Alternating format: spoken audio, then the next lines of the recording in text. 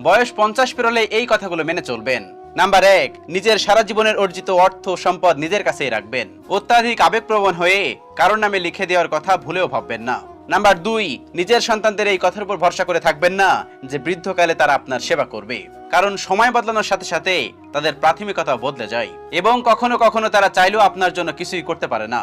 Number 3, শুধুমাত্র সেই সমস্ত মানুষগুলোকে আপনার বন্ধু সার্কেলে রাখবেন যাদের সঙ্গ আপনার জীবনকে প্রসন্ন করে তোলে, অর্থাৎ যারা আপনাকে সত্যিই ভালোবাসে। নাম্বার 4, বারবার নিজের ঘর বা বাড়ি পরিবর্তন না করে নিজেকে একটা স্থায়ী জায়গায় রাখুন যাতে আপনি একটা স্বাধীন জীবনযাপন উপভোগ করতে পারেন। নাম্বার 5, বছরে অন্তত একবার হলেও নিজের জীবন সাথীকে নিয়ে কোথাও একটা ঘুরে আসবেন, এতে আপনার বেঁচে থাকার দৃষ্টিভঙ্গি বদলাবে। নাম্বার 6, নিজের ছোট ছোট কাজ নিজেই করবেন। নাম্বার 7, কারোর সঙ্গে নিজেকে তুলনা করবেন না এবং কারোর থেকে কোনো প্রত্যাশাও রাখবেন না।